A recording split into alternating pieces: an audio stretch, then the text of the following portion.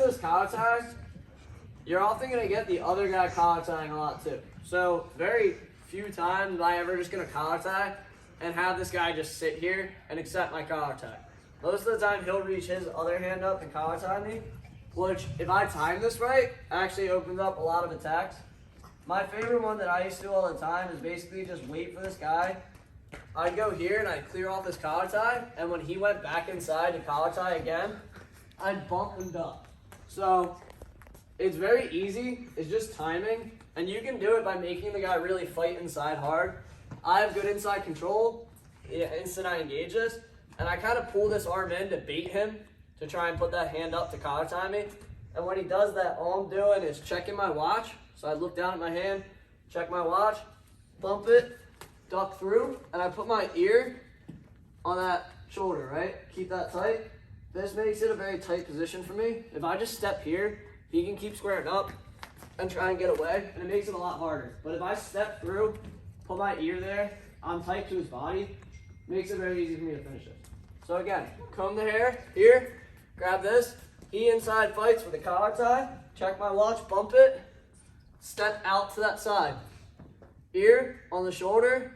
Now all I'm gonna do is step around, and I'm gonna either try and reach for that far hip and drag him to the mat, or another option, elbow deep at the knee here, pop him, pull him down.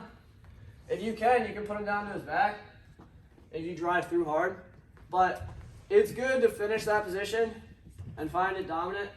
I like most of the time to finish down to the claw. So again, comb the hair, push, he collar ties, he's pushing back. I level change and bump it right here. So I reach for that far hip, drive down. Now look, I have a claw.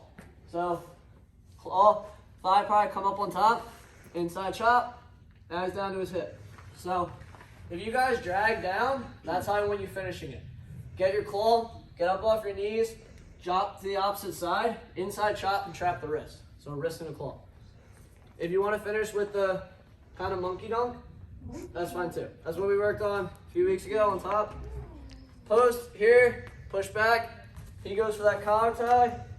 I bump it, bump and step. Level change slightly to get under that arm. Ear on the shoulder. Again, the other versions, you step around, elbow deep at the knee, pop and lift, put him down, and right here, same premise. I'm still hunting the wrist. Keep the claw, keep the wrist, then transition. Squat in transition, right? We trap that wrist, we can go right to a tilt off it. You have a lot of options if you trap something when you take him down. The other version, comb the hair here. Guy reaches up for his collar tie. Level change, bump, duck under, drag him down. I step behind.